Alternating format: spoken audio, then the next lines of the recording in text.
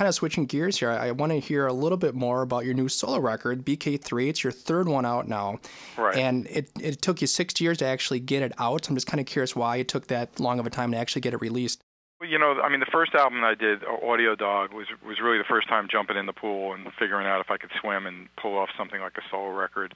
And I didn't look for any label to help me with it, or marketing or publicity or distribution or anything. I just basically sold it out of the trunk of my car, or translation on the internet, you know what I mean? Right. And at events. And I did quite well with it. But it was still really new for me. And by the time I did the second record, I felt a little more confident. That was a CD called Transformer, and that came out like in 2003. By the end of 2003 is when I wrote like kind of the first thing that was going to be on BK3, and that was I'll Survive, because I did have a crazy thing go down where I got shot on Sunset Boulevard, just some crazy guy down the block shooting a gun, you know. Kidding me. Yeah, I mean, I could have been killed, but I was very lucky. Just a bullet went through my leg, and the other one grazed my head. It was like one of these crazy freak things. But hence the lyrics of "I'll Survive" on BK3. But it was right before then is when the guy that produced the record with me, Jeremy Rubolino, approached me, and he really wanted to work with me. I knew Jeremy. He was a younger guy, very talented. He played me his CD of music that he was working on up to then. And I said, let's get together on the next record. So we started writing in 04 and 05 and demoing, always taking our time to make everything right, because we made a commitment that our benchmark for BK3 would be revenge. Not, in other words, it's got to blow away anything I did before as a solo artist. Now, you got to remember the other two records, I'm proud of them, but I did do them fairly quickly, and I didn't have a lot of help, all right? When you have a producer who has a vision and someone that's going to kick your ass, and if he's very talented too, you've just put yourself in a much higher level, you know. And I saw that with Kiss even. I love what Bob Ezrin did for Revenge, you know, and I know why he was involved with Pink Floyd and Peter Gabriel and Alice Cooper, you know what I mean? Yep. There's no doubt even the Beatles with George Martin, it wouldn't have played out the same without George Martin. So Jeremy took on a big role, of course, but his talent and his pushing me and having this vision for a really, really solid record. We didn't really know about the special guest yet, if you know what I mean, but the commitment was this was not going to be about like, okay, we're going to bang it out in a month and boom, and there we go. It was always going to be, if it means that we have to do the song a few times, fine. And I agreed to that, and we'd use better studios, better engineers, and then all of a sudden the guests started to come in, you know, where I asked Gene, and then Gene says yes, and then he says, how about Nick, you know, and it was very organic getting all the guests. Now, all the while, all those years, because you said the 6 years, and I don't want to ignore that, I'm also the guitarist in Grand Funk Railroad, and that easily takes up about a third of my year with the dates that we do. Then on top of it, like I mentioned before, I'll do the Rock and Roll Fantasy Camp, and then I'll go do sessions, then I'll work with Eric Singer as ESP, and we'll tour in Europe for 3 weeks, et cetera, et cetera. So I can't turn down, you know, the paid work that's good for my career at the same time as when I can get the work done on BK3. Plus, I recorded more songs than originally, you know, in other words, the first batch of 10, probably only 6 of those survived. You see what I mean? Yep. So the formula kept changing, the recipe for the record kept evolving, especially once I got Gene and Nick and John, and then all of a sudden I don't have an instrumental, and then it's like, wow, okay, I got to do an instrumental. I didn't have any prepared for this record, and then all of a sudden I got Lukather on it.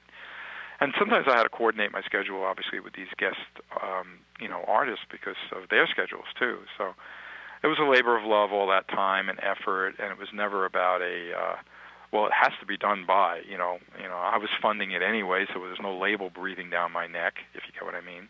Mm-hmm. Yep. But it all played out exactly how it should, and when you don't compromise and you make sure. I mean, it took Kiss for Revenge almost a year to do that record, and there was no distractions, there was no other jobs really, you know, going around. You get what I mean? Yep, that's a great record. No other record. commitments that the band had to do in a big way, but again, between the songwriting and the recording schedule, and I remember starting and doing things and us completely starting again and throwing it out, and we were in the studio for months, you know, but Revenge shows that. I think it's the best non-makeup record for sure, if not one, you know, the top 2 or 3 of the whole Kiss catalog as far as I'm concerned. So yeah. It was a high benchmark for Jeremy and I, but time would not let us, lower the benchmark for what BK3 had to be.